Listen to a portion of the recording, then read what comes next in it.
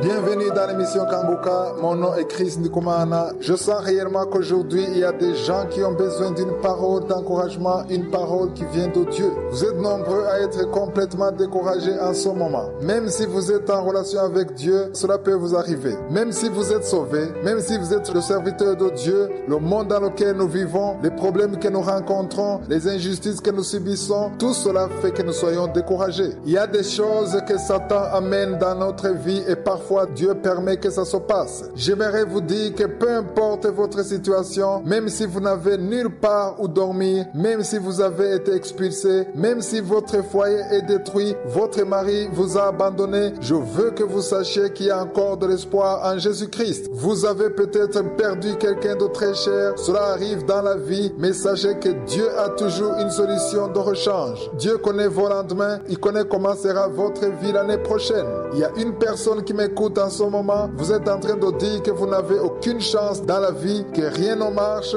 que tout ce que vous faites ne réussit jamais. Sachez que c'est un mensonge du diable. Vous avez été créé à l'image de Dieu. Jésus-Christ est mort pour vous à la croix. Je veux que vous sachiez que je suis à pour vous de bons projets. J'aimerais lire aujourd'hui pour vous 2 versets bibliques. Je m'adresse à vous qui n'avez plus envie de prier. Votre cœur est plein d'amertume. Vous ne ressentez que de l'injustice dans votre cœur. Vous êtes arrivé au point où vous détestez le monde. Prenez ces versets comme les vôtres. Faites de cette parole votre vie. Priez conformément à cette parole afin qu'elle devienne vie en vous. Vous devez comprendre que l'Esprit de Dieu vous aide à travers cette parole. Votre vie pourra être transformée. Aujourd'hui même, votre vie peut être transformée. Lisons dans 2 Thessaloniciens chapitre 2 versets 16 à 17. Il est écrit que notre Seigneur Jésus-Christ lui-même est Dieu notre Père qui nous a aimés et qui nous a donné par sa grâce une consolation éternelle et une bonne espérance. Il y a une bonne espérance pour vous. Pourquoi cela? Parce que Jésus-Christ lui-même et Dieu le Père vous a aimé. Vous qui êtes dans la désolation, vous qui n'avez nulle part où aller, vous qui voulez vous suicider, ne le faites pas. Satan vous ment. C'est un mensonge du diable. Même si tous ceux qui sont autour de vous vous disent qu'ils ne vous aiment pas, Jésus-Christ lui-même et Dieu le Père vous aiment. Et il vous aime beaucoup. Ils ont pour vous une bonne espérance. Peut-être que vous traversez une nuit, vous êtes en pleine obscurité, mais le jour viendra certainement. Vous ne savez pas comment sera votre lendemain ou le mois prochain. Vous pouvez vous dire que tout est fini. Moi-même, je suis déjà arrivé à un point où je croyais que tout était fini, mais lorsque j'ai commencé à lire ce genre de paroles, ma foi a été fortifiée. Peut-être vous avez l'impression que tout est fini, mais un jour, vous rendrez grâce à Dieu pour tout ce qu'il aura fait pour vous. Le verset 17 dit que Jésus-Christ et Dieu le Père consolent vos cœurs. Jésus-Christ et Dieu le Père veulent consoler votre cœur. Et le verset continue en disant qu'il vous affermisse en toute bonne œuvre. Si vous voulez tout abandonner, il veut vous fortifier pour que vous puissiez continuer à faire votre travail ou ce que vous faisiez avant, à prêcher la bonne nouvelle du salut.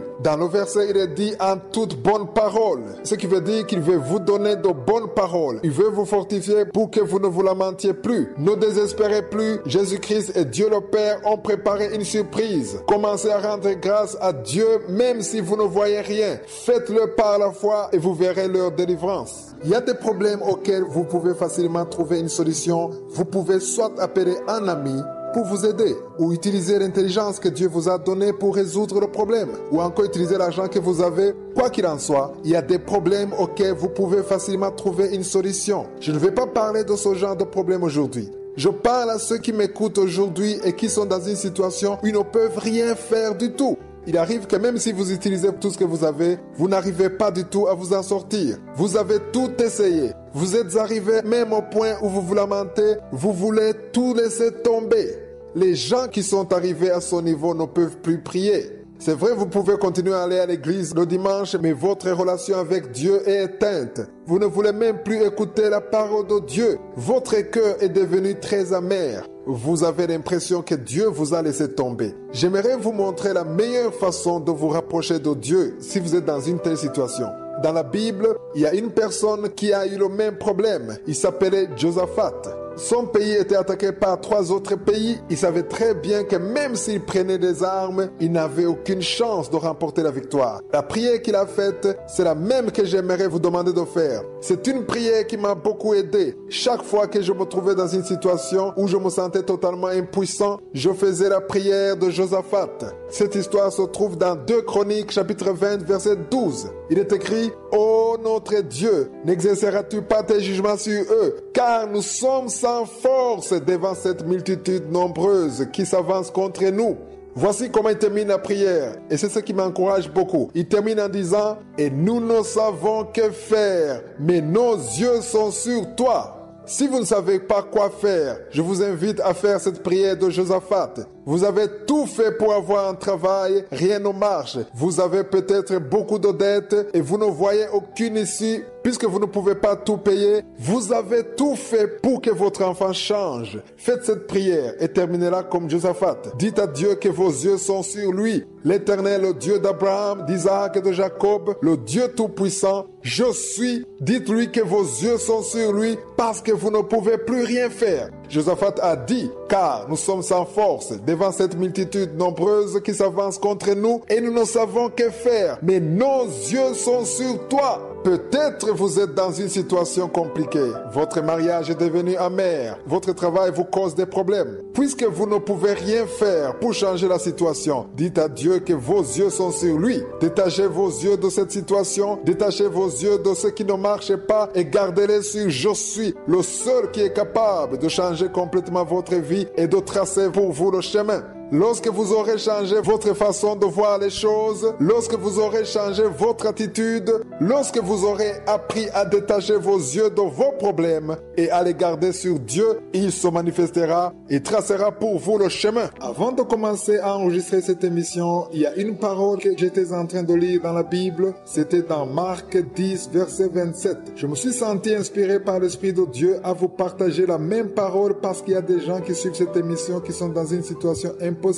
Il y a des gens qui sont en train de m'écouter à qui le médecin a dit qu'ils ne pourront pas guérir. C'est vrai, le médecin peut soulager votre douleur, mais vous ne pouvez pas guérir. Il vous a confirmé que vous ne pouvez pas guérir. Il y a une situation dans laquelle vous vous trouverez et à cause de vos moyens limités, vous voyez vous-même que vous ne pouvez rien faire. Peut-être est-ce un travail que vous désespérez de trouver ou alors est-ce le mariage. Quoi qu'il en soit, il y a des choses que vous-même, vous avez l'impression que vous n'aurez jamais parce que vos yeux vous disent que c'est impossible. Votre intelligence vous dit que c'est impossible. La parole que je vais vous donner aujourd'hui vous dit que ce qui est impossible aux hommes est possible à Dieu. Vous qui êtes dans une situation impossible, même si le médecin vous a dit que vous ne pouvez pas guérir, même si vous vous trouvez devant des dettes que vous êtes incapable de rembourser, je suis vous dit que c'est possible. Cessez d'écouter les voix des démons, cessez d'écouter les voix des hommes, cessez d'écouter les voix de tous ceux qui vous découragent. Écoutez plutôt la voix de Dieu qui vous dit que c'est possible. Au verset 27 de Marc 10, ça dit Marc 10, verset 27, Jésus dit, « Cela est impossible aux hommes, mais non à Dieu, car tout est possible à Dieu. 4 mois avant mon mariage,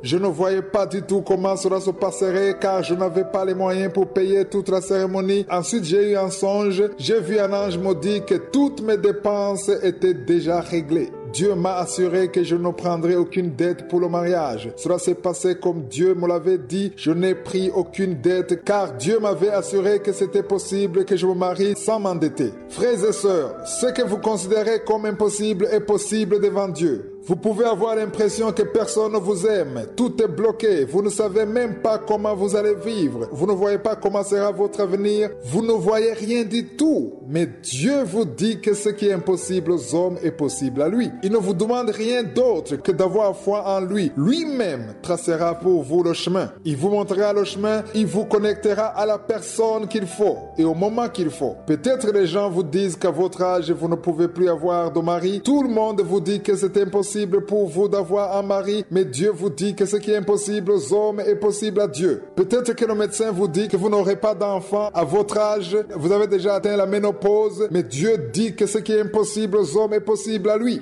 Il vous demande juste de croire. Lorsque Dieu a dit à Sarah qu'elle va avoir un enfant, elle a ri parce qu'elle n'y croyait pas. Il ne pensait pas que c'était possible, mais Dieu lui a dit que c'était possible. Josué ne vous demande qu'une seule chose à faire dans votre situation désespérée. Il vous dit de croire en lui, de garder vos yeux sur lui. Il est d'accord que c'est impossible pour les hommes, mais il dit aussi que tout est possible devant lui. Je ne connais pas votre situation, mais Josué la connaît. Dans cette même situation où vous avez l'impression que c'est impossible, peu importe de quoi il s'agit, que ce soit avoir un travail, avoir un enfant, une maladie incurable, je ne connais pas exactement ton problème, mais si vous avez l'impression que c'est impossible, Josué vous dit ce matin que devant lui, tout est possible. Chaque fois que j'ai peur, chaque fois que j'ai un problème, j'ai toujours la parole de Dieu qui me réconforte. La parole de Dieu fortifie. La parole de Dieu, c'est la vie. Vous pouvez penser que tout va bien à cause de ce que vos yeux vous montrent, mais lorsque vous connaissez la parole de Dieu, vous êtes fortifié par elle. J'aimerais vous demander de lire dans Psaume 91. Il y a des gens qui m'écoutent en ce moment même et qui sont désespérés. Vous avez l'impression que le monde entier vous est tombé sur les épaules. La parole de Dieu est là pour vous réconforter. Le premier verset dit « Celui qui demeure sous l'abri du Très-Haut repose à l'ombre du Tout-Puissant ». Ce sont des paroles puissantes. Satan pourra toujours vous faire peur. Il pourra toujours vous montrer que tout est fini, mais sachez que vous êtes à l'abri du Très-Haut.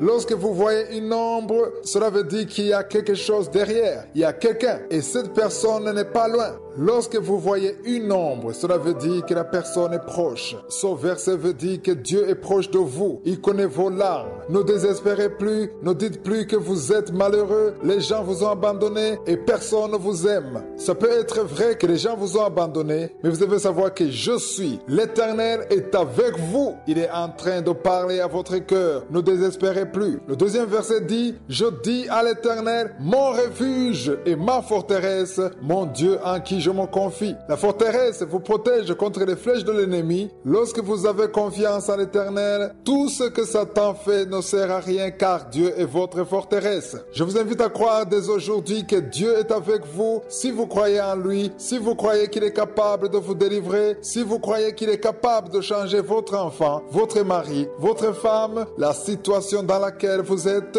si vous croyez qu'il est capable de payer vos dettes, si vous croyez qu'il est capable de vous faire sortir de cette pauvreté, de cette humiliation, il ne vous demande qu'une seule chose à faire. Dites-lui ceci, mon refuge et ma forteresse, mon Dieu en qui je me confie. J'ai une question à vous poser. En qui vous confiez-vous? Peut-être vous vous confiez à une personne comme vous, à quelqu'un de votre famille, à votre oncle, votre tante, votre société, votre entreprise, votre patron, mais la parole de Dieu vous dit aujourd'hui que l'Éternel est celui en qui vous devez vous confier et il ne vous décevra jamais. Ne désespérez plus, ne vous lamentez plus, ne dites plus qu'il n'y a plus d'espoir. Frères et sœurs, il y a encore de l'espoir car Dieu est avec vous. Peut-être vous voyez l'ombre. Cette ombre veut dire que Dieu est avec vous. Lorsque vous voyez l'ombre d'une personne, cela veut dire que la personne est avec vous. Pourquoi est-ce qu'on parle de l'ombre ici? Parce que même si vous ne le voyez pas, même si vous ne pouvez pas le toucher, vous avez la foi que Dieu est avec vous. Comment vous rendrez-vous compte que vous avez foi en Dieu? C'est lorsque vous aurez changé d'attitude et de langage. Ne dites plus de mauvaises paroles, des paroles de désespoir. Ne vous lamentez plus. Dites au contraire des paroles pleines de vie. Confessez la victoire sur votre vie. Dites que Dieu est sur son trône. Jésus est au contrôle et il a la réponse à votre problème. Vous avez une montagne devant vous, une montagne de dettes, une montagne de maladie. Une maladie peut devenir une montagne et vous avez l'impression que vous ne pouvez même pas vous en sortir. Les médecins peuvent vous avoir dit que c'est fini, vous n'avez qu'à attendre la mort. Peut-être vous avez un problème avec votre mari.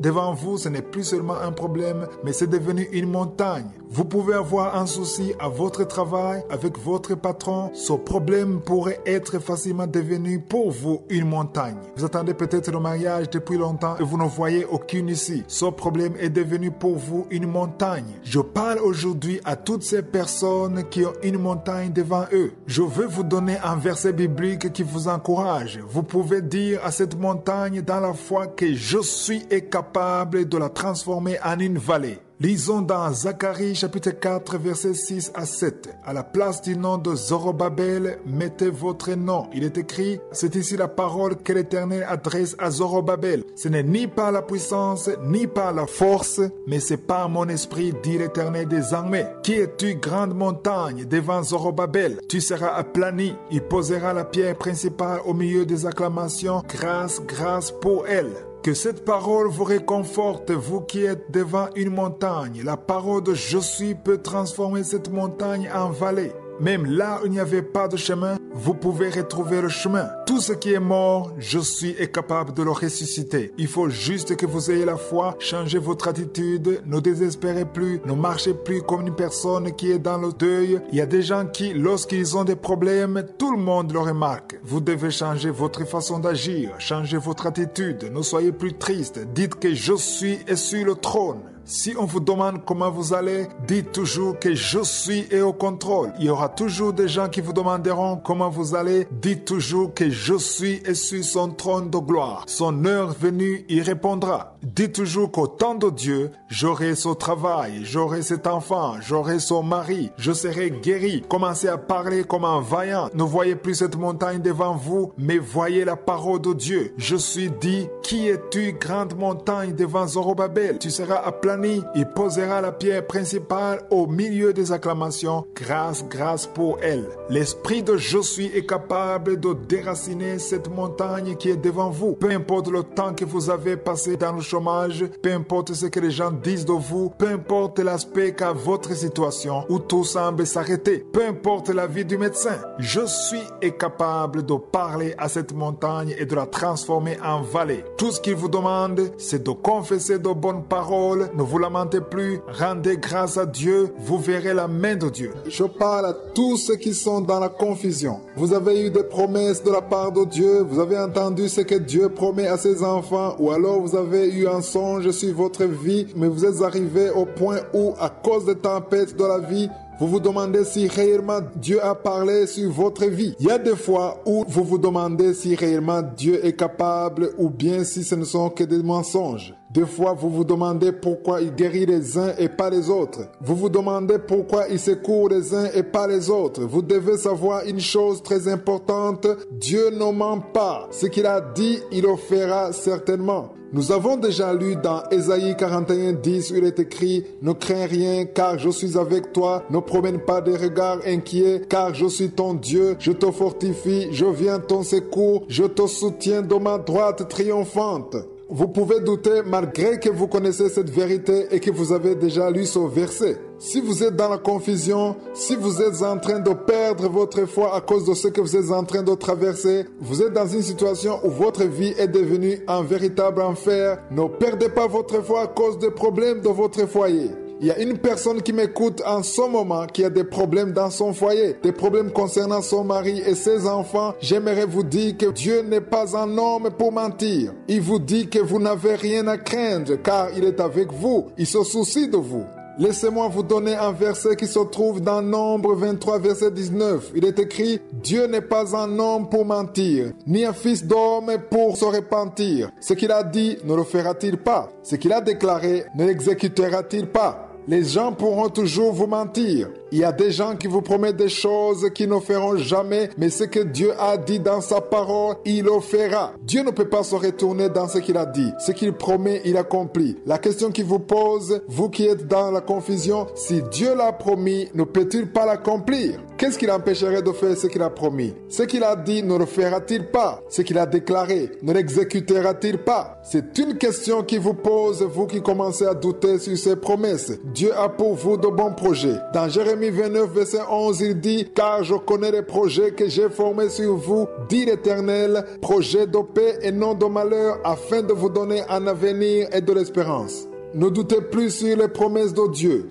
Tout ce qui vous pousse dans le doute ne sont que les démons de Satan. Il vous donne de mauvaises pensées. Je suis est avec vous. Je suis vous aime. Vous êtes comme son enfant. Si vous croyez en lui, si vous avez accepté Jésus-Christ comme votre Seigneur et votre Sauveur, je suis vous connaît. Il vous aime et il vous protège. Il vous donnera la victoire comme nous l'avons lu dans Ésaïe 41, 10 où il dit « Je te fortifie, je viens à ton secours, je te soutiens de ma droite triomphante. » Si vous êtes en train de m'écouter et que vous sentez que vous désespérez de la vie, vous sentez que votre prière ne passe plus, il y a des fois où vous réveillez et vous ne voulez même pas prier, vous vous réveillez et vous ne voulez même voir personne. Je ne sais pas si cela vous est déjà arrivé de vous sentir que vous détestez tout le monde, que vous détestez la vie et que vous ne voulez qu'une chose, quitter ce monde. Lorsque vous êtes arrivé à ce niveau, Satan est très content car il a tout fait pour mettre des pièges dans votre vie. Il a tout fait pour que vous en soyez là. Vous ne pouvez pas détester le monde, détester la vie. Vous ne pouvez pas détester la prière juste à cause des problèmes car je suis au-dessus des problèmes. Le Dieu en qui nous croyons est capable de tout accomplir. Il n'est pas un homme pour mentir. Ce qu'il a dit, il le fera. Même si vous avez l'impression que votre prière ne change rien,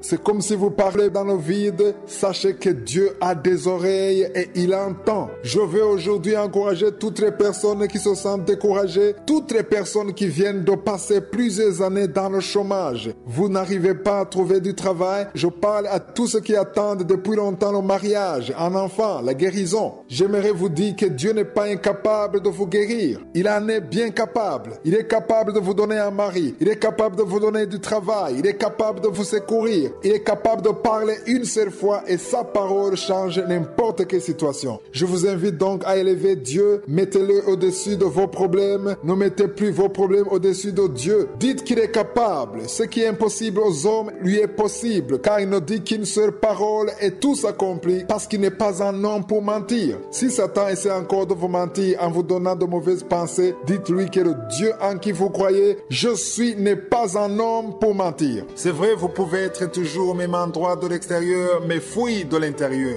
Il y a des gens qui sont en train de m'écouter, qui ont peur. Ils vivent dans la peur de la mort. Il y a peut-être des gens qui sont derrière vous et qui veulent vous faire du mal. D'autres ont peur de la mort à cause d'une maladie qu'ils ont. Le médecin vous a dit qu'il ne reste plus beaucoup de temps. Il y a d'autres qui ne veulent plus répondre au téléphone par peur des gens à qui ils ont emprunté de l'argent. Vous avez peut-être un crédit à la banque et elle vous menace de vous prendre votre maison, de vous prendre tout ce que vous avez. J'ai une parole pour vous réconforter, une parole qui se trouve dans Psaume 91, versets 4 à 5. Le verset 4 dit « Il te couvrira de ses plumes et tu trouveras un refuge sous ses ailes. Sa fidélité est un bouclier et une cuirasse. » Au verset 5 dit « Tu ne craindras ni les terreurs de la nuit, ni la flèche qui vole le jour. » N'ayez plus peur. Je suis là pour vous une parole, puisqu'il a dit qu'il te couvrira de ses plumes. Je ne sais pas si vous avez déjà vu une poule qui a des poussins. D'habitude, quand vous vous approchez d'une poule qui n'a pas de poussins, elle vous fuit. Mais si vous vous approchez d'une poule qui a des poussins, elle ne bouge pas, elle couvre ses plumes. Et parfois, elle peut même vous attaquer. De la même façon que la poule couvre ses poussins de ses plumes, la parole de Dieu vient de nous dire que Dieu nous couvrira de ses plumes pour nous protéger contre tout danger. Dans le passage, il est écrit que tu trouveras un refuge sous ses ailes. Lorsqu'un poussin est sous les ailes de sa mère, il ne craint rien du tout parce qu'il sait que sa mère va le protéger. Même si vous avez beaucoup d'appels, les gens continuent à vous appeler, même s'ils continuent de vous menacer, n'ayez plus peur parce que Dieu vous couvre de ses plumes. Sa fidélité est un bouclier et une cuirasse. Le bouclier vous protège contre toutes les attaques de l'ennemi, toutes les flèches enflammées de Satan. Je ne sais pas si vous le comprenez. Lorsque vous avez foi en je suis, il vous protège. Il ne veut pas vous abandonner car il est fidèle. Chaque fois que vous aurez l'impression que vous êtes seul, sachez que c'est le diable qui vous fait peur. Dieu ne peut pas vous abandonner. Tout le monde peut vous abandonner, mais lui ne vous abandonnera jamais. Dites-lui que vous croyez qu'il ne vous abandonnera jamais. Le 5e verset dit, tu ne craindras ni les terreurs de la nuit, ni les flèches qui volent de jour. Demandez à Dieu de vous venir en aide. C'est vrai, vous avez peut-être commis plusieurs erreurs dans le passé, mais allez devant Dieu. Demandez-lui de vous secourir, de vous donner la force, de vous donner l'intelligence, mais surtout repentez-vous de vos péchés, de tout ce que vous avez fait, repentez-vous, dites-lui qu'il est le seul qui a le pouvoir de vous secourir. Vous êtes peut-être dans une situation ou votre foyer menace de s'effondrer. Votre enfant vit dans la drogue et vous avez peur qu'il vous fasse du mal, qu'il vous tue ou tue les membres de votre famille. Dieu vous dit de ne pas avoir peur car il vous couvre de ses plumes. Il est fidèle et il sera pour vous un bouclier. Il vous protégera contre tout ce qui vous attaque. Il n'y a rien de plus réconfortant que de savoir que Dieu vous dit qu'il est avec vous. Dans les plumes, les poussins reçoivent la chaleur parce qu'il y a là-dedans une protection. Quittez ce froid et croyez que je suis et celui qui vous protège car il est fidèle. Lisons dans le livre de Nahum dans l'Ancien Testament. Le livre de Nahum fait partie des 6 derniers livres de l'Ancien Testament. Lisons au 1er chapitre, verset 7. Il est écrit, « L'Éternel est bon, il est un refuge au jour de la détresse. » Quel est votre refuge? Lorsqu'il vous arrive d'avoir un problème, où est-ce que vous vous réfugiez?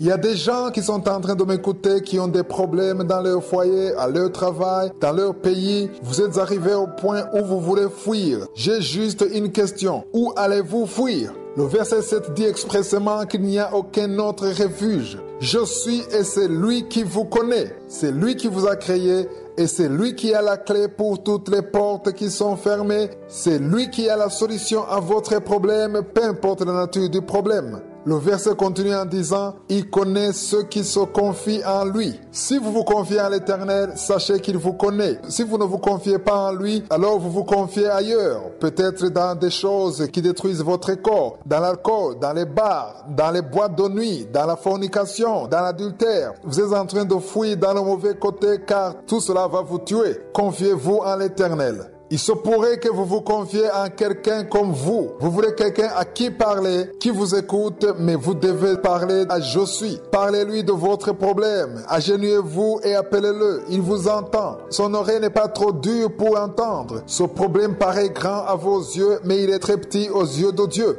Je suis peut dire une seule parole et tout change. Vous avez prié depuis longtemps et vous pensez que jamais votre situation ne changera, mais il vous connaît. Ne vous confiez plus dans un homme. Confiez-vous en l'Éternel. Ne vous confiez pas dans la richesse que vous avez, dans votre argent placé à la banque, dans ce que vous avez à côté de vous. C'est vrai, Dieu pourra utiliser les gens autour de vous pour venir en aide. Il peut aussi utiliser l'argent. Il peut se servir de vos relations. Mais sachez que vous devez vous confier en l'Éternel. Peu importe ce que Dieu utilisera pour vous faire sortir de là. L'Éternel est votre seul refuge. Votre enfant peut avoir un mauvais comportement. Il est peut-être dans la drogue, dans la fornication. Ne désespérez plus. Je suis, vous connais. Vous avez peut-être un autre problème. Votre mari vous trompe. Mais sachez que je suis peut changer votre situation, il peut redonner la vie à tout ce qui semble mort dans votre vie. Si vous croyez en lui, si vous l'appelez, il vous délivrera. Il y a beaucoup de personnes que j'ai vues qui étaient dans des problèmes insurmontables. Ils étaient déprimés, mais ils ont cru en l'Éternel et il les a délivrés. Ce qui est nécessaire dans ce cas, c'est la foi. Ayez foi en Dieu, même quand vous ne voyez rien. Croyez que cette parole est vivante. Si aujourd'hui vous commencez à vous confier en Dieu, vous serez désormais sur la liste des gens qu'il connaît. C'est vrai, il vous connaissait avant, mais il ne vous connaît pas en tant que personne qui se confie en lui parce que vous vous lamentez tout le temps, parce que vous êtes dans le désespoir, vous dites des paroles négatives, vous maudissez tout le monde et vous ne voulez voir personne. Vous aimez vous enfermer. Je suis vous dit aujourd'hui que vous ne devez plus désespérer, vous ne devez plus perdre espoir. Mettez votre foi en lui, confiez-vous en lui. Je suis vous dit qu'il veut que vous vous confiez en lui parce que si vous vous confiez en lui, vous serez désormais sur la liste de ceux qu'il connaît.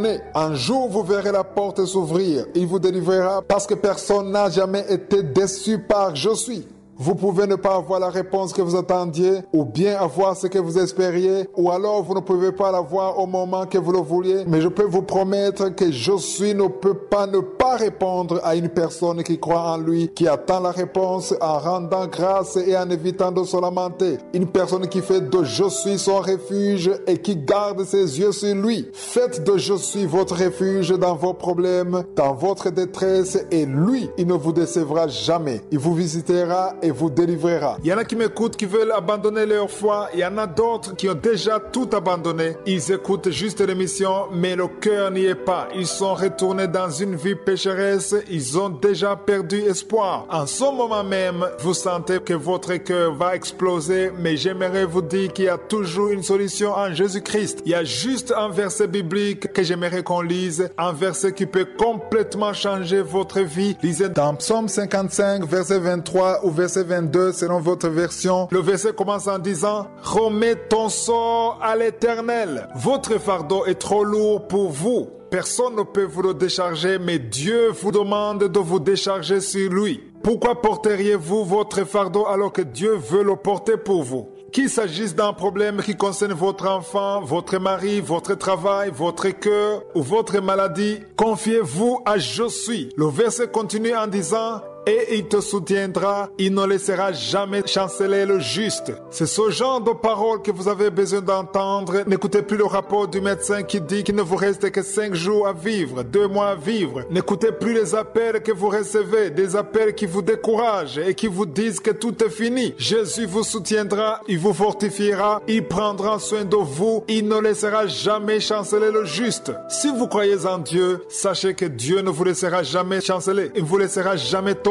Vous êtes en train de vous affaiblir à cause des tempêtes de la vie, à cause des soucis que vous avez en ce moment. Vous voulez tout abandonner, vous êtes épuisé, vous voulez vous enfouir dans la drogue, dans l'alcool, mais je vous invite à ne plus écouter les voix du diable. Dieu vous demande de lui confier votre fardeau. Les mains de Je suis sont ouvertes. Il vous demande juste d'apporter votre problème devant lui. Placez votre confiance en lui. Si vous avez l'impression qu'il n'y a pas de solution à votre problème, vous n'avez qu'à le dire à Dieu. Si vous croyez que vous ne pouvez pas avoir ce travail, apportez ce fardeau à Dieu. Si vous avez l'impression que ce mariage ne viendra pas, apportez ce fardeau à Je suis. Si vous commencez à croire que vous ne pouvez plus avoir d'enfants, apportez tout cela à Je suis. Il est capable. Si vous doutez qu'un jour votre mari changera, venez à Je suis et faites-lui connaître tout votre fardeau. Si vous croyez que votre femme est devenue insupportable, n'hésitez pas à apporter ce fardeau devant Je suis. Tout ce qui ne va pas dans votre vie, toutes ces personnes qui vous menacent, vous pensez que vous ne pouvez pas payer votre dette, la banque vous menace, apportez votre problème à Dieu, confiez votre fardeau à Je suis et lui vous soutiendra, il sera avec vous, il combattra pour vous, il tracera pour vous le chemin, il vous donnera la sagesse qu'il faut, il vous donnera des gens qui vous aideront, il le fera d'une manière que vous-même vous ne comprendrez pas.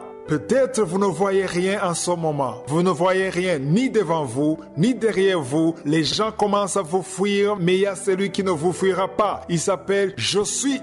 Il veut que vous lui apportiez vos fardeaux. Il veut que vous vous agenouillez devant lui. Dites-lui ce qui ne va pas seulement pour pleurer devant lui, mais dites-lui aussi que vous croyez qu'il peut faire quelque chose pour vous. Si vous avez mal, si vous êtes triste, n'ayez pas peur de le dire. Il n'y a aucun mal à dire cela, mais ne restez pas là. Dites-lui aussi que vous croyez qu'il est capable de tracer pour vous le chemin. Dites-lui que vous vous attendez à ce qu'il fasse ce que vous ne pouvez pas faire de vous-même. Vous avez peut-être tout essayé. Il y a des gens qui sont en train de m'écouter, qui ont tout essayé. Vous avez passé beaucoup de temps dans la prière. Des fois, vous abandonnez la prière. D'autres fois, vous continuez. Vous devez savoir que Je suis avec vous. Il veut vous aider. Il ne veut pas vous voir chanceler ou vous affaiblir.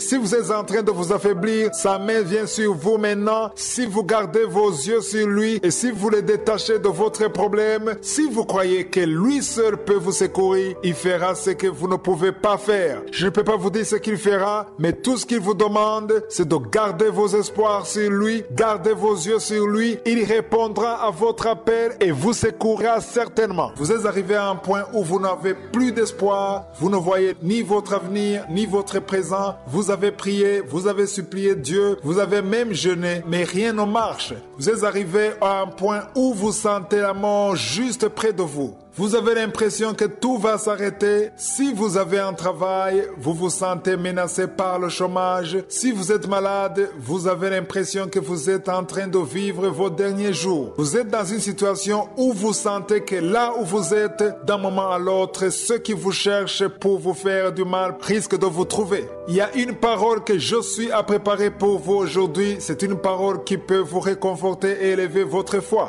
Cette parole va vous montrer la vraie image de je suis, parce que si vous avez des problèmes et que vous avez peur, vous devez savoir que la peur vient de Satan. Je le répète, la peur vient de Satan. La peur est l'opposé de la foi. Lorsque vous croyez en Dieu, vous pouvez dépasser ce que vous voyez. C'est comme une montagne devant vous. Vous pouvez élever votre regard et ne voir que je suis. Lisons dans Psaume 23, verset 4. J'aime beaucoup ce psaume, c'est David qui l'a écrit. Il était berger, ce qui veut dire qu'il savait l'importance de veiller sur les brebis et il se considérait aussi comme une brebis de je suis. Je vous invite tous à faire de même. Si vous croyez en Dieu, si vous avez accepté Jésus-Christ dans votre vie, sachez que vous êtes une brebis de je suis. Dans Psaume 23, verset 4, le verset commence en disant « Quand je marche dans la vallée de l'ombre de la mort ». Vous pouvez ne pas être dans la vallée de l'ombre de la mort en ce qui concerne votre vie, mais votre travail est peut-être menacé, votre mariage est peut-être dans l'ombre de la mort. Il y a des choses dans votre vie qui ne vont pas bien. Votre vie est peut-être aussi menacée, mais la parole de Dieu dit « Je ne crains aucun mal, car tu es avec moi ». Frères et sœurs qui avaient peur, vous qui êtes dans le désespoir, je suis est avec vous. Cette vérité à elle seule devrait vous réconforter, savoir que je suis est avec vous. Même si vous avez beaucoup de dettes, même si personne ne se soucie de vous, même si tout le monde vous ignore, je suis est avec vous.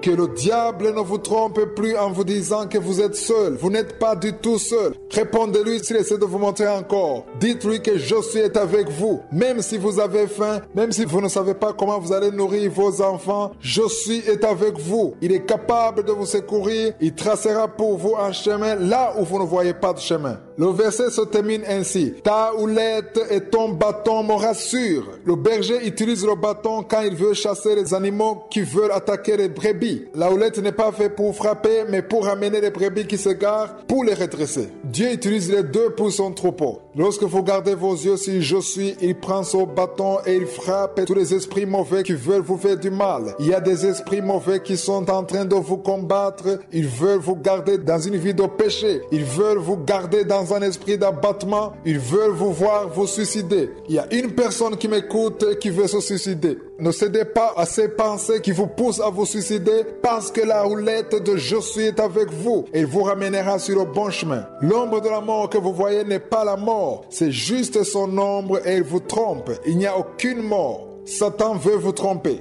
C'est vrai, si vous acceptez que la mort vienne dans votre vie, elle viendra. Mais si vous lui refusez l'accès, je suis sera avec vous et il vous secourra. Il vous montrera qu'il est avec vous. Vous connaissez les promesses de Dieu. Vous savez qu'il vous bénira, qu'il vous secourra, qu'il éduquera vos enfants, qu'il paiera votre loyer, qu'il vous donnera la force, qu'il vous donnera un travail, un mari, une femme. Mais jusque-là, vous avez attendu en vain. Au moment où vous attendez la réponse de Dieu, pendant que vous attendez, c'est là où Satan vous attaque beaucoup. Il vous attaque dans votre esprit. Il vous attaque avec toutes sortes de pensées. Il vous montre que les autres ont été exaucés, mais pas vous. N'écoutez plus ces voix, ne perdez plus espoir. Vous êtes peut-être en train de traverser des moments difficiles. Vous vous demandez comment vous allez vous en sortir. Sachez une chose, la seule chose dont vous avez besoin, c'est la foi. Si vous croyez que je suis peut vous sauver, si vous croyez qu'il peut vous délivrer, il y a une parole que j'aimerais vous donner, une parole qui va vous rappeler la signification de la foi. Oublions un peu la signification de la foi selon le dictionnaire, mais nous allons voir la définition de la foi selon la Bible. Selon la Bible, dans Hébreux chapitre 11 verset 1, il est écrit « La foi est une ferme assurance des choses qu'on espère, une démonstration de celles qu'on ne voit pas. » Une femme enceinte est convaincue qu'elle a un bébé dans son ventre, même si elle n'a pas encore vu son bébé avec ses yeux physiques. Si le médecin lui a dit que le test est positif, elle croit à la parole du médecin. Sur base de cet exemple d'une femme enceinte qui est convaincue à cause de la parole du médecin, allons voir maintenant dans la parole de Dieu. Dieu vous dit qu'il connaît les projets qu'il a formés sur vous, des projets de paix et non de malheur. Dieu dit dans Matthieu 6 qu'il nourrit les oiseaux du ciel. S'il le fait pour les oiseaux, alors il peut aussi le faire pour vous et plus encore, car vous avez plus de valeur que les oiseaux. Tout ce qu'il vous a donné, tout ce qu'il vous demande, c'est de croire qu'il peut venir et vous sauver. Dans Romains 8, 25, il est écrit « Mais si nous espérons ce que nous ne voyons pas, nous l'attendons avec persévérance. Persévérer veut dire continuer à croire malgré tout. Frères et sœurs, vous qui êtes aujourd'hui fatigués, qui avez perdu espoir parce que dans votre mariage rien ne va, reprenez courage. Il y a une personne qui m'écoute en ce moment qui est seule. Vous sentez la solitude, votre mari vous a abandonné, il est allé avec une autre femme, sachez que Dieu est fidèle. Il y a une autre personne qui m'écoute en ce moment qui a des enfants, tes enfants se comportent mal, les uns sont dans la fornication, les autres dans la drogue.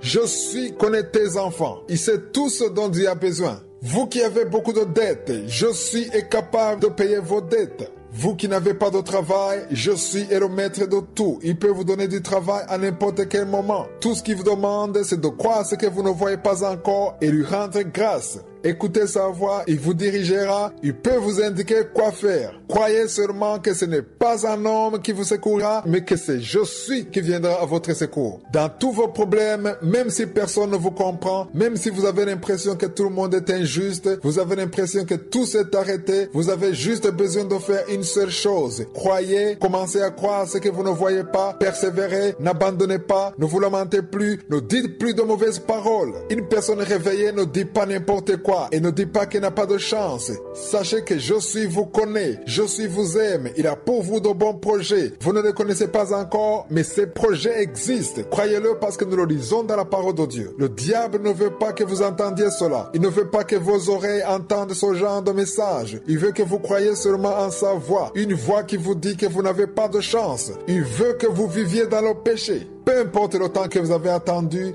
Dieu est toujours capable. Si vous croyez en lui, il vous délivrera, il tracera pour vous le chemin, il sera avec vous. Tout ce qu'il vous demande, c'est de croire ce que vous ne voyez pas encore. Croyez en sa parole donne la vie. Jésus a dit que l'homme ne vivra pas de pain seulement, mais de toute parole qui vient de lui. Si vous croyez en la parole de Dieu, commencez à rendre grâce dans les moments difficiles. Rendez grâce même quand vous ne voyez rien. Rendez grâce pour ce que vous vivrez dans le futur. Commencez à le croire maintenant. Vous le verrez s'accomplir le moment venu. Que Dieu soit loué pour toutes les personnes qui prient pour nous. La prière, c'est la vie. Nous ne pourrions jamais manquer de vous dire merci car nous savons que nous sommes constamment attaqués par l'ennemi. Nous subissons toutes sortes d'oppositions. L'ennemi ne veut en aucun cas nous voir à l'œuvre. Mais si aujourd'hui vous pouvez écouter l'émission, s'il y a des miracles que nous voyons tous les jours dans cette émission, c'est parce qu'il y a des gens qui se donnent dans la prière pour cette œuvre. Je remercie toutes les personnes aux quatre coins du monde qui font une chaîne de prière pour cette œuvre. Que Dieu bénisse toutes les personnes qui prient pour nous. Que je suis vous bénisse. Nous partagerons la récompense au ciel. Et comme je le dis à chaque fois, rappelez-vous toujours de prier pour les partenaires de Kanguka. Sans eux, il n'y aurait pas d'émission car c'est une œuvre qui demande les moyens. Que Dieu bénisse toutes les personnes qui soutiennent cette œuvre. Priez pour eux, même si vous ne connaissez pas leur nom. Le Dieu qu'ils servent les connaît parfaitement. Il les permettra de toujours soutenir son œuvre. Comme tous les lundis, je vais encore une fois parler de la devise de Kanguka. Ce sont 3 points que nous avons décidé d'appliquer dans nos vies. Premièrement, accepter la volonté de Dieu, même si elle est différente de la nôtre. Deuxièmement, prier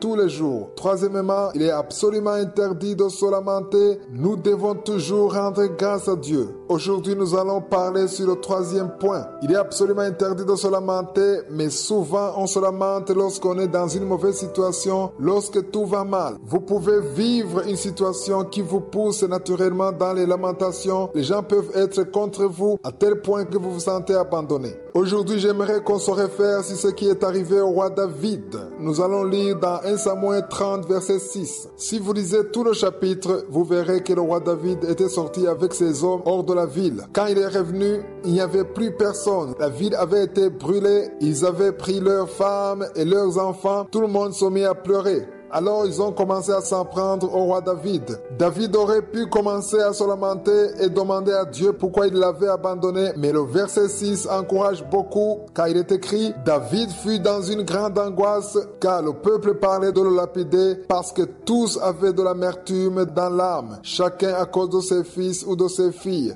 Mais David reprit courage en s'appuyant sur l'Éternel son Dieu. » Pour arriver à vaincre les lamentations, vous devez vous appuyer sur l'Éternel, votre Dieu. Lorsque vous vous appuyez sur l'Éternel, alors vous pouvez vaincre tous vos problèmes. Si vous continuez à lire les versets qui suivent, vous verrez que David a eu de la force. Il a pu combattre ses ennemis et la Bible dit qu'il les a vaincus parce qu'il s'est appuyé sur l'Éternel, son Dieu. Vous qui êtes dans les lamentations, vous qui sentez l'amertume, sachez que tous ces gens étaient aussi dans l'amertume. David lui aussi aurait pu se lamenter parce qu'on lui avait pris les siens, mais il a décidé de ne pas se lamenter et de s'appuyer sur l'Éternel. Il a repris courage. Reprenez courage, vous aussi. Appuyez-vous sur l'Éternel. Ne dites plus les paroles de lamentation parce que les lamentations donnent de la force à Satan. Confessez des paroles de vie car croire en Dieu donne de la force et vous aurez la victoire. Vous vous en sortirez parce que vous vous êtes appuyé sur l'Éternel. 3 points que nous avons décidé d'appliquer dans nos vies. Premièrement, accepter la volonté de Dieu même si elle est différente de la nôtre. Deuxièmement, prier tous les jours. Troisièmement, il est absolument interdit de se lamenter. Nous devons toujours rendre grâce à Dieu. Aujourd'hui, je vais parler du deuxième point, prier tous les jours. Beaucoup de personnes ne savent pas pourquoi nous devons prier tous les jours. Ils se disent qu'on prie lorsque tout va bien ou alors lorsque tout va mal. La prière ne doit pas seulement être une habitude, mais je veux qu'on arrive à un stade où la prière devient notre vie. De la même façon que vous ne pouvez pas vivre sans respirer, vous devez comprendre que vous ne pouvez pas vivre sans prier. Prier, c'est la vie. Une personne qui prie a toujours la victoire dans les problèmes qu'elle a. Elle s'en sort toujours. Même Satan ne peut rien faire contre une personne qui prie tous les jours. Je ne sais pas si vous l'avez bien saisi, Satan ne peut pas bloquer la vie de la personne qui prie tous les jours. Lorsque vous priez tous les jours, tous les plans de Satan sont détruits. Les pensées qui sont contre vous changent. Les murs qui vous bloquent sont détruits grâce à la prière.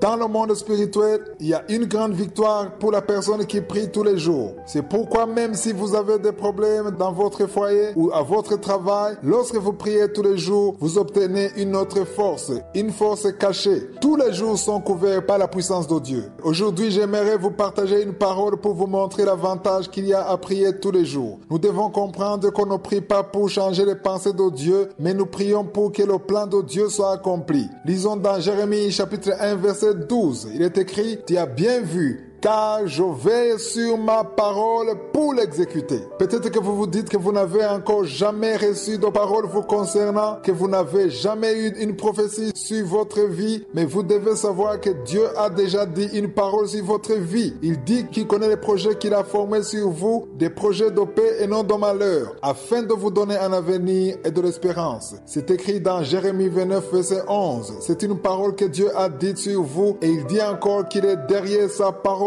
pour l'exécuter. Vous vivrez la réalité de cette parole lorsque vous prierez tous les jours. Il n'y a que la prière qui pourra rendre effective cette parole dans votre vie. Lorsque vous priez tous les jours, même si vous ne voyez rien, même si rien ne change, il y a des choses que Dieu a prévues dans votre vie, des choses visibles et des choses invisibles. Ce sont vos prières qui feront que les plans de Dieu s'accomplissent dans votre vie. Il y a beaucoup de choses qui ne s'accompliront jamais parce que vous ne priez pas. Une personne qui prie tous les jours ouvre la porte pour que Josué accomplisse tout ce qu'il a prévu dans sa vie avant que le ciel et la terre ne soient créés. Le jour où Dieu m'a donné la vision de Kango, il m'a aussi donné sa fondation et c'est un verset qui se trouve dans Psaume 37 verset 4. Beaucoup le connaissent, je vous le rappelle toujours pour que vous le gardiez dans votre esprit et dans vos pensées. Vous devez savoir sur quoi est bâtie cette émission, pourquoi nous sommes là aujourd'hui, comment nous pouvons faire tout ce que nous faisons jusqu'à aujourd'hui. Dans Psaume 37 verset 4, il est écrit « Fais de l'Éternel tes délices et il te donnera ce que ton cœur désire. » Je corrige toujours ceux qui prennent ce verset comme il n'est pas. Si vous avez compris ce verset, vous êtes content de Dieu, vous vous réjouissez de ce que Dieu est en train de faire. Quand je dis que vous aimez ce qu'il est en train de faire, cela ne veut pas dire que vous vous réjouissez uniquement du bien qu'il vous fait, mais vous vous réjouissez aussi de ce qu'il est en train de faire, mais qui ne vous plaît pas. Ça peut être bien pour lui, mais lorsque vous le jugez avec vos propres yeux, vous trouvez que ce n'est pas bien pour vous. Ce qui compte, c'est le jugement de Dieu. Une personne réveillée se réjouit de tout ce que fait l'Éternel. Vous devez toujours vous réjouir des portes que Dieu ferme. Pourquoi cela? Parce que même si vous ne trouvez pas que c'est une bonne chose, vous pourrez dire à Dieu que vous avez confiance en lui parce que vous avez prié tous les jours et à chaque fois vous préparez votre journée. Lorsque votre vie est basée sur la fondation de Kanguka, il n'y a rien qui puisse vous faire peur. Tout ce qui ne marche pas ne vous fait pas peur. Vous continuerez à rendre grâce à Dieu, peu importe la situation, parce que vous savez que je suis, c'est tout, et surtout, il a le contrôle de votre vie. Nous rencontrons souvent des difficultés parce que nous voulons prendre le contrôle de notre vie. C'est ce qui fait que souvent nous sommes frustrés. Nous nous lamentons et nous pleurons parce que nous ne comprenons pas ce qui se passe. Une personne réveillée n'a pas besoin de comprendre ce qui se passe. Elle a juste besoin de comprendre une seule chose, que je suis le Dieu qui a créé le ciel et la terre et au contrôle de toute sa vie. Lorsque vous serez arrivé à ce niveau, vous serez capable de faire de l'Éternel votre délice. Vous aimerez ce qu'il est en train de faire et vous réjouirez de sa présence, de sa gloire. C'est pourquoi, pour une personne qui a compris cette fondation de Kanguka, la prière n'est plus un fardeau. L'action de grâce n'est plus un fardeau. Il y a des gens qui rendent grâce lorsqu'ils ont obtenu une bénédiction. Il y en a d'autres qui disent qu'ils rendront grâce lorsqu'ils auront une femme, ou un mari, ou une voiture, ou autre chose matérielle. Si c'est votre cas, vous n'êtes pas encore réveillé. Car une personne réveillée n'a pas besoin de voir avec ses propres yeux pour rendre grâce à Dieu. Elle a juste besoin de comprendre que tout ce que je suis fait est très bien. Vous devez le croire même si vous ne le comprenez pas. Les personnes réveillées n'ont pas besoin de comprendre ce que Dieu est en train de faire. Ils ont juste besoin de comprendre que tout ce que Dieu fait est bien. Ils ont besoin de comprendre que je suis et celui qui a le dernier mot. Que rien n'arrive par hasard. C'est lui qui permet que tout arrive. Ils ont besoin de comprendre qu'ils doivent marcher dans sa volonté et ils doivent toujours rendre grâce à Dieu en toutes circonstances parce que Dieu demeure là où il y a l'action de grâce. La fondation de Kanguka nous rappelle que nous devons nous réjouir de ce que l'Éternel fait. Si vous y parvenez, la parole de Dieu dit qu'il vous donnera ce que désire votre cœur. Il vous le donnera parce qu'après avoir compris cette fondation, vous ne désirerez plus que ce que je suis veut dans votre vie. Je sais que vous priez. Je ne pense pas qu'il y a une personne qui écoute cette émission qui ne prie jamais. Peut-être que vous ne priez pas tous les jours, mais vous priez quand même. Lorsque vous avez eu un problème, vous avez prié. Dans cette émission, nous invitons les gens à prier tous les jours. La prière est une audience, c'est une entrevue entre le Dieu qui a créé le ciel et la terre, le Dieu qui est au-dessus de tout. C'est-à-dire, je suis. Je ne sais pas si vous le comprenez, mais c'est un honneur d'être avec lui. Lorsque vous priez, cela montre votre attitude qui le cherche. On ne peut chercher Dieu que dans la prière. Nous devons chercher à ce que notre esprit soit en communion avec l'esprit de Dieu. Il y a un verset que je veux vous montrer aujourd'hui. Ce verset se trouve dans Proverbe 8, 17. Il est écrit, « J'aime ceux qui m'aiment et ceux qui me cherchent me trouvent. » Si vous voulez trouver Dieu, c'est-à-dire vous voulez que Dieu soit près de vous, vous devez prier tous les jours. C'est pourquoi je dis que vous devez prier avant de sortir de chez vous. Je l'ai déjà dit depuis que j'ai commencé à enseigner dans cette émission. Je dis toujours que nous devons prier avant de sortir de chez nous. Si vous cherchez Dieu, vous le trouverez. Je veux encore une fois vous inviter à prier tous les jours. Il est impensable que vous pouvez passer toute la nuit sous la protection de Je suis et il vous permet de vous réveiller en bonne santé. Vous êtes capable de vous tenir sur vos pieds. Si vous faites tout ce que vous faites le matin sans parler à Je suis, cela montre la relation qui se trouve entre vous et lui. C'est lui qui prie tous les jours, a déjà compris qu'il doit parler à Dieu, qu'il doit renforcer la relation qu'il a avec Dieu. Je vais vous parler du premier point de la devise de Kanguka, qui est d'accepter la volonté de Dieu, même si elle est différente de la nôtre. Au verset 21, il est écrit, « L'Éternel allait devant eux. » Dieu marchera avec vous lorsque vous serez sur le bon chemin. Même si ce n'est pas ce que vous voulez, il arrive que Dieu fasse les choses que nous ne voulons pas dans notre chair. Vous avez prié, vous avez demandé des choses à Dieu, mais il arrive que la volonté de Dieu soit différente de la vôtre. Des fois, c'est nous-mêmes qui marchons devant et nous laissons Dieu derrière nous. La parole de Dieu vient de nous dire que l'Éternel allait devant eux. Laissez Dieu marcher devant vous. Vous pouvez lui dire ce que vous voulez, mais préparez-vous à le suivre là où il veut vous amener. Préparez-vous à vous arrêter s'il s'arrête. Si vous lisez au verset 21, il est écrit, l'Éternel allait devant eux le jour dans une colonne de nuée pour les guider dans leur chemin et la nuit dans une colonne de feu pour les éclairer éclairer afin qu'ils marchassent jour et nuit. Cela veut dire que Dieu était avec eux. Beaucoup disent que les gens suivaient Moïse, mais en réalité, les gens ne suivaient pas Moïse. Ils suivaient la nuit et le jour et la colonne de feu pendant la nuit. C'est ce qui est écrit. On a lu qu'il est écrit afin qu'ils marchassent jour et nuit. Le verset 22 dit, la colonne de nuée ne se retirait point de devant le peuple pendant le jour, ni la colonne de feu pendant la nuit. Si vous retournez au verset 21, il est écrit, l'Éternel allait devant eux le jour dans une colonne de nuée pour les guider dans leur chemin et la nuit dans une colonne de feu pour les éclairer. Cela veut dire que Moïse ainsi que tout le peuple de Dieu, 1 million de personnes environ, y compris les femmes et les enfants, toutes ces personnes suivaient le chemin que Dieu avait préparé. Ils acceptaient la volonté de Dieu, ne discutaient pas, personne ne prenait la décision de prendre son propre chemin ou de rester à un même endroit alors que les autres étaient partis parce qu'à chaque fois qu'ils avaient faim, Dieu les nourrissait avec de la manne. Ils avaient de l'eau du rocher pour boire, ils ne manquaient jamais de rien parce qu'ils suivaient la volonté de Dieu. Ils marchaient sur le chemin de Dieu, ils étaient conduits par Dieu. Apprenons donc à accepter la volonté de Dieu même si elle est différente de la nôtre. Même si vous êtes dans le désert, dans un endroit aride, sans eau, dans des problèmes insurmontables, chaque fois que vous acceptez la volonté de Dieu, Dieu ne vous laissera jamais seul. Il sera toujours avec vous, il vous nourrira, il vous fortifiera, mais vous devez d'abord accepter sa volonté même si elle est différente de la vôtre. Dieu est extrêmement touché lorsque vous avez la gratitude dans votre cœur.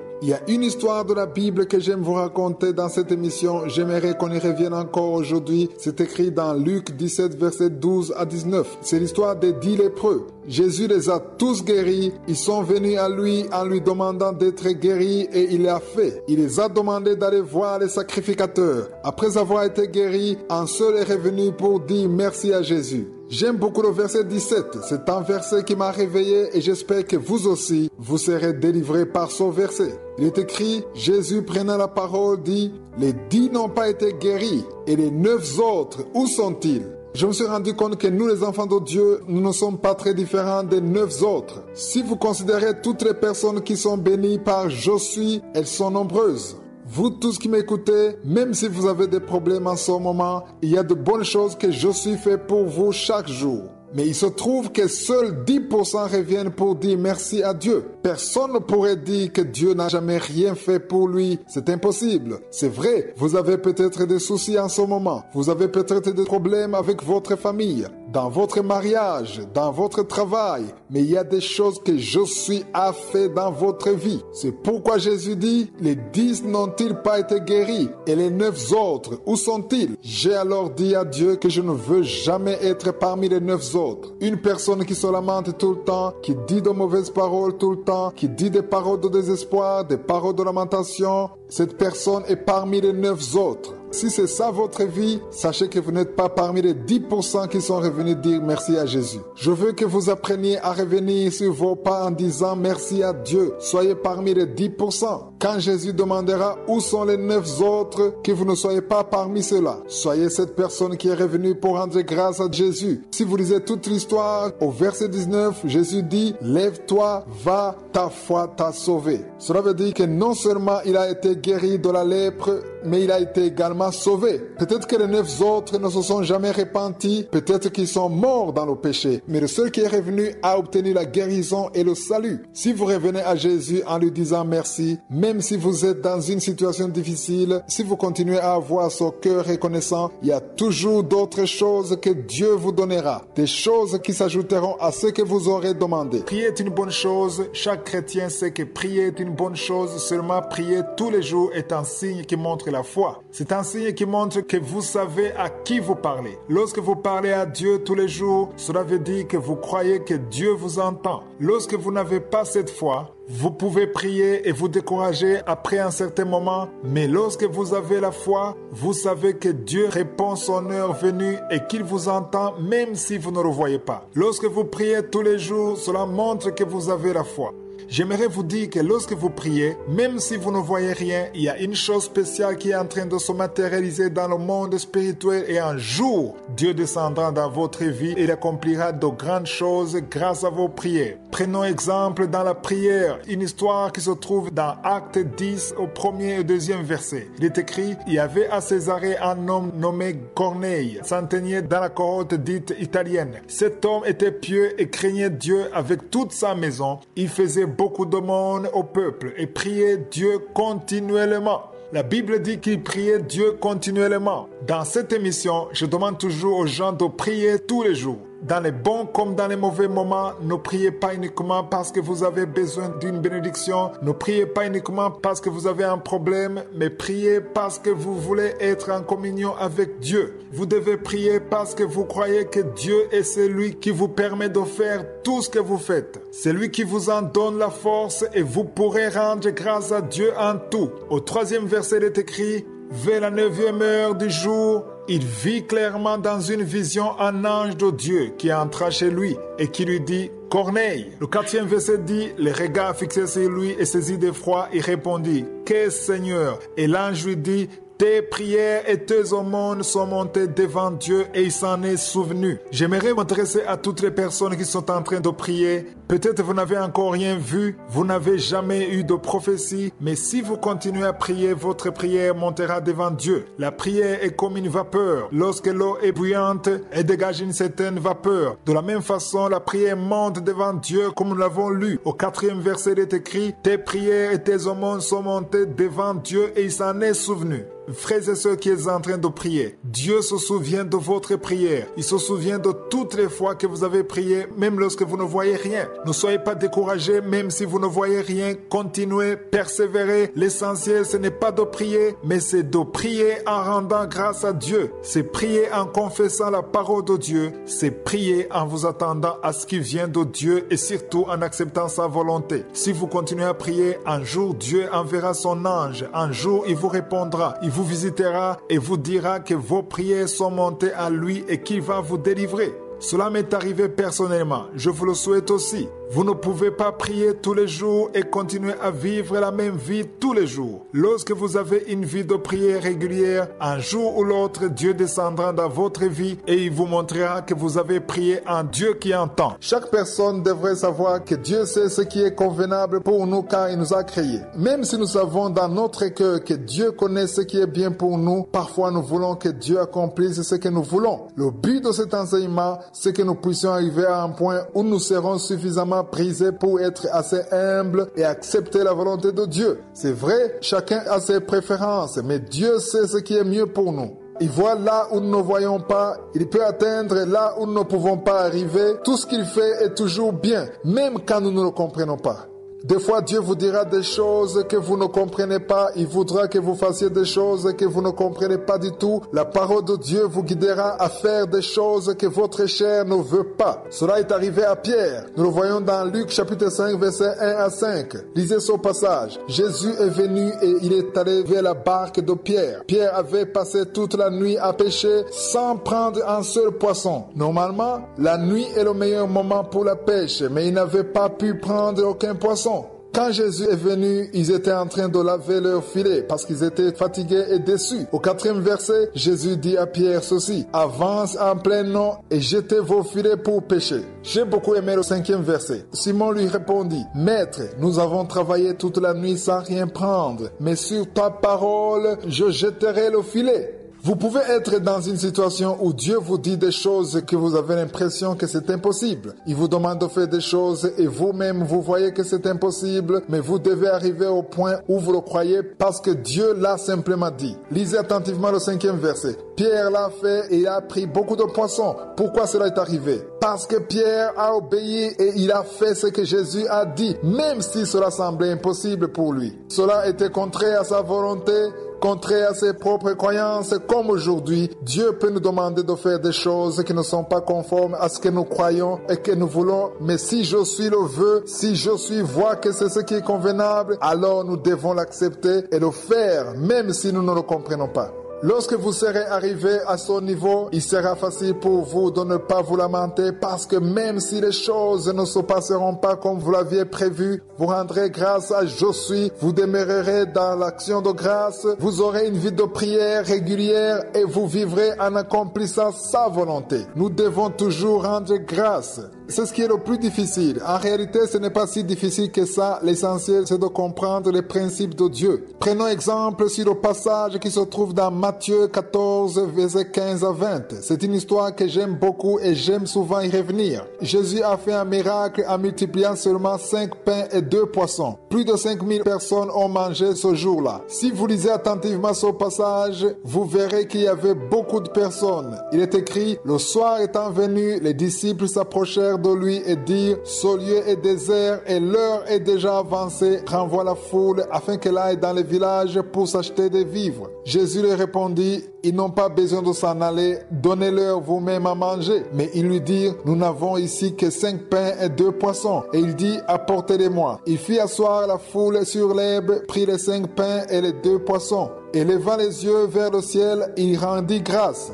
Puis il rompit les pains et les donna aux disciples qui les distribuaient à la foule. Tous mangèrent et furent rassasiés et l'on emporta 12 paniers pleins de morceaux qui restaient. Ce que vous devez apprendre de ce passage, c'est que vous devez apprendre à rendre grâce même dans le peu que vous avez. Vous êtes peut-être dans les lamentations à cause de votre travail ou de votre foyer. Les enfants deviennent de plus en plus difficiles. Tout ce qui ne va pas bien dans votre vie, je le compare à ces 5 pains et les 2 poissons. Vous êtes en train de vous rendre compte que ce n'est pas suffisant comme les disciples de Jésus l'ont dit à Jésus. Ils ont dit, nous n'avons ici que 5 pains et 2 poissons. Mais Jésus a demandé à ce qu'on les lui rapporte. Il a levé les yeux au ciel et a rendu grâce pour le peu qu'il avait. Une personne réveillée ne se lamente pas pour le peu qu'il a, elle rend plutôt grâce à Dieu pour ce peu parce que son cœur est reconnaissant. C'est ce qui lui permettra d'être béni et d'avoir bien plus que ça. Je l'ai moi-même déjà expérimenté. Il y a toujours quelqu'un qui aimerait avoir la chose pour laquelle tu te lamentes.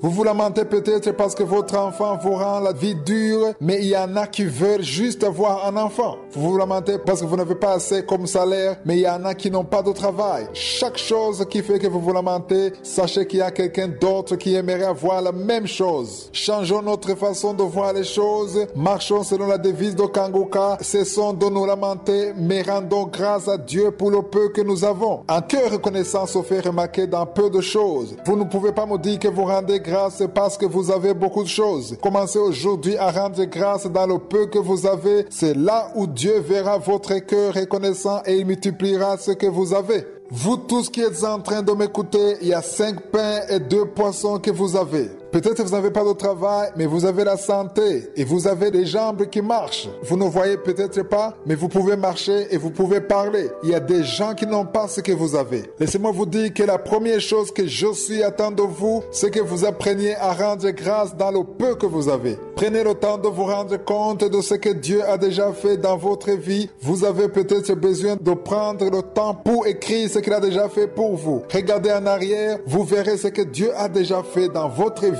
Même les plus petites choses. Un cœur reconnaissant ne se fait pas remarquer dans beaucoup de choses, mais aussi dans les moindres choses. Apprenez à rendre grâce à Dieu. Ne vous lamentez pas à cause de ce que vous n'avez pas, mais rendez grâce pour ce que vous avez. Manifestez un cœur reconnaissant. C'est là où Je suis verra votre reconnaissance. Quand vous aurez beaucoup, vous lui rendez grâce aussi parce que vous avez déjà préparé votre cœur à rendre grâce dans ce que vous avez, dans tout ce que Je suis vous a donné. Je rends grâce à Dieu parce que beaucoup de personnes, d'une façon globale, ont déjà pris la décision de prier et ils le font. Ils nous le disent et vous-même vous l'entendez dans les témoignages, les gens qui avant ne priaient pas, aujourd'hui ils prient. Mais prier seulement ne suffit pas. Je sais que toutes les personnes qui m'écoutent prient. Même si vous ne priez pas tous les jours, je sais que vous priez. Dans cette émission, je recommande aux gens de prier tous les jours, pas quelquefois, mais tous les jours. Pourquoi cela? Parce que je connais les fruits de la prière, une prière de tous les jours. Si je n'avais pas eu une vie de prière de tous les jours, cette émission de Kanguka n'existerait pas. Je ne serais pas là où je suis aujourd'hui. J'ai remarqué que la prière de tous les jours a une grande efficacité. Il y a une puissance, une force qui se manifeste à travers une prière de tous les jours. Je ne vous le dirai jamais assez. Lorsque vous priez tous les jours, vous êtes visité par Je suis tous les jours. Vous êtes visité par le Saint-Esprit tous les jours. Il y a une puissance que vous tirez de la prière de tous les jours. La prière quotidienne est très très importante. Prier ne veut pas dire que vous allez devant Dieu pour lui raconter vos problèmes seulement, mais c'est une communion, une visitation. Lorsque vous priez, il y a une chose spéciale qui se passe dans le monde spirituel entre vous et votre Dieu, entre votre esprit et l'esprit de Dieu. Je vous encourage beaucoup à prier tous les jours. Il y a une parole que Jésus nous a donnée quand il voulait montrer pourquoi nous devons prier tous les jours. C'est dans Luc chapitre 18 verset 1. Il est écrit, Jésus leur adressa une parabole pour montrer qu'il faut toujours prier et ne point se relâcher. C'est une chose importante que vous devriez faire. Lisez ce passage attentivement après cette émission. C'est dans Luc chapitre 18. Lisez du 1er au 8e verset. Cette histoire m'a beaucoup encouragé dans la prière et m'a montré la puissance d'une prière quotidienne. Jésus nous montre une veuve qui voulait que justice soit rendue. Elle venait tous les jours, mais le juge ne faisait rien pour l'aider. Au 4e verset, il est écrit, « Pendant longtemps, il refusa, mais ensuite il dit en lui-même, « Quoique je ne craigne point Dieu et que je n'ai d'égard pour personne, néanmoins, parce que cette veuve m'importune, je lui ferai justice afin qu'elle ne vienne sans cesse me rompre la tête. » Au 7e verset, il est écrit, « Et Dieu ne fera-t-il pas justice à ses élus qui crient à lui jour et nuit, et tardera-t-il à leur égard ?» J'aimerais vous dire que les gens qui crient à Dieu nuit et jour, ceux qui prient tous les jours, qui ne quittent pas la présence de Dieu, qui ne peuvent pas quitter la maison sans prier, Dieu les exaucera. Dieu vous exaucera, frères et sœurs. Cela peut ne pas venir au moment où vous le voulez, mais sachez très bien qu'un jour ou l'autre, Dieu vous répondra. Vous pouvez ne pas avoir ce que vous voulez, mais je suis ce qui est bien pour vous, et il vous le donnera. Si vous continuez à prier tous les jours, vous verrez sa main. Cet exemple m'a beaucoup enseigné. Ce juge a rendu justice à la veuve afin qu'elle le laisse tranquille. Mais dans notre cas, notre Dieu ne peut pas juste nous répondre pour qu'on lui donne la paix, mais il souhaite nous exaucer. Il veut nous exaucer. Nous prions en demandant à un Dieu qui veut nous bénir, qui veut nous aider et nous secourir. Ce que j'ai appris, c'est que si ce juge l'a fait alors qu'il ne le voulait pas, juste parce que la veuve avait persévéré dans sa requête, s'il l'a fait, cela veut dire que nous aussi, si nous allons devant notre Dieu qui nous aime, il le fera avec grand plaisir, parce que c'est sa volonté de nous exaucer. Le verset 8 se termine en disant, « Mais quand le Fils de l'homme viendra, trouvera-t-il la foi sur la terre ?» C'est une très bonne question. Pour que vous puissiez prier tous les jours, vous devez avoir la foi. Vous devez être quelqu'un qui accepte ce qu'il ne voit pas. Vous devez être quelqu'un qui accepte d'attendre même si vous ne voyez rien. Vous devez surtout avoir la conviction que même si vous ne voyez rien, Dieu vous entend et vous bénira son heure venue. Vous allez devoir attendre même quand vous ne verrez rien. Lisons dans Actes 21, versets 10 à 13. Lisez attentivement ce passage, c'est l'histoire d'un prophète appelé Agabus. Il est écrit, « Quand nous étions là depuis plusieurs jours, un prophète nommé Agabus descendit de Judée et vint nous trouver. Il prit la ceinture de Paul, se lia les pieds et les mains et dit, « Voici ce que déclare l'Esprit de Dieu. L'homme à qui appartient cette ceinture, les Juifs le lieront de la même manière à Jérusalem et le livreront entre les mains des païens. » Quand nous entendîmes cela,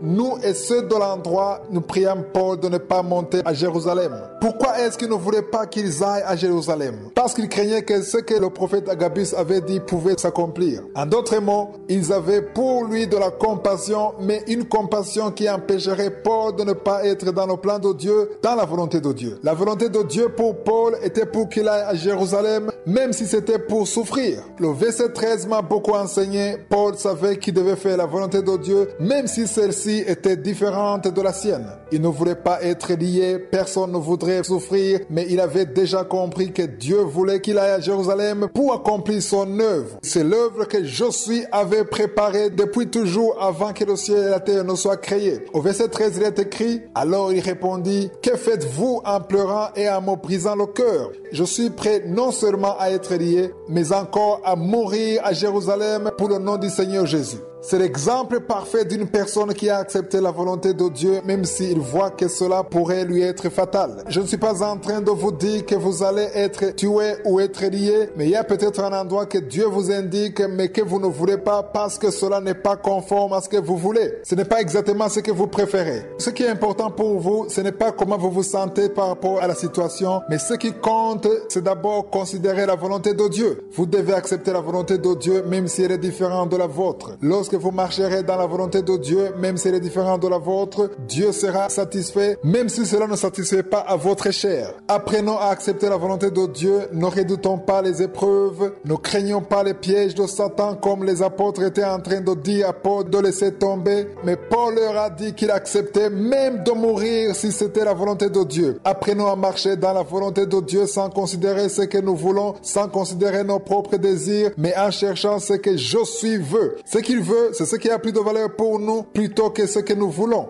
Essayons toujours de privilégier le plan de je suis. Je ne sais pas si vous comprenez ce que c'est de ne pas se lamenter et de rendre grâce en tout. Lorsque vous commencez à vous lamenter, vous ne pouvez plus rendre grâce à Dieu. Les lamentations attirent votre attention sur la chose que vous n'aimez pas, une situation qui n'est pas comme vous la voulez. Dieu peut avoir entendu votre prière, il vous répondra à son heure venue. Mais puisque vous ne pouvez plus attendre le temps de Dieu, vous commencez alors à vous lamenter. Vous demandez à Dieu ce qui ne va pas, pourquoi c'est à vous que cela arrive. Arrêtez de dire toutes ces mauvaises choses.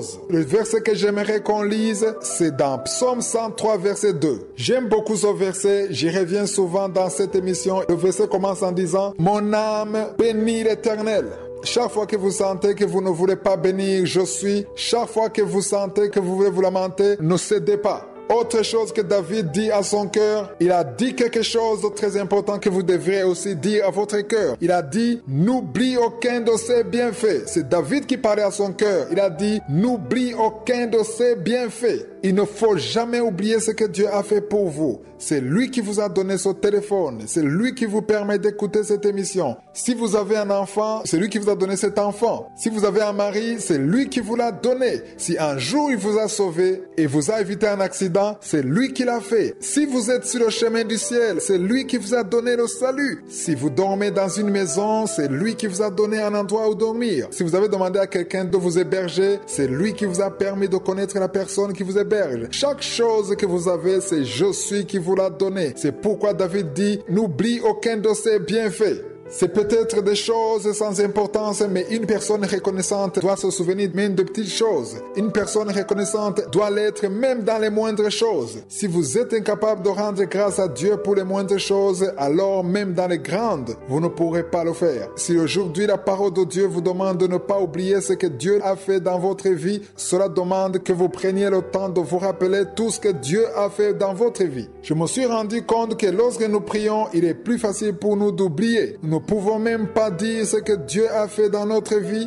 Nous allons devant Dieu, nous lui disons ce que nous voulons, nous parlons de ce qui ne marche pas dans notre vie. Il est plus facile pour vous de lui dire ce que vous aimeriez que votre mari fasse, votre enfant, ce que vous vouliez avoir de votre travail, dans votre vie, mais vous oubliez de dire merci pour ce que Dieu a déjà fait dans votre vie. Chaque fois que vous priez et que vous dites merci pour ce que Dieu a déjà fait dans votre vie, cela montre que vous vous rappelez de ce qu'il a déjà fait pour vous. Vous ne pourriez pas le dire si vous ne vous en rappeliez pas. Parlez à votre cœur. Dites à Dieu ce qui est dans votre tête, que cela sorte de votre bouche et rendez grâce à Dieu. Nous devons nous habituer à rendre grâce. C'est un exercice qu'on doit faire. En rendant grâce à Dieu, c'est là que je suis vous bénira encore plus. Un cœur reconnaissant attire la puissance de je suis.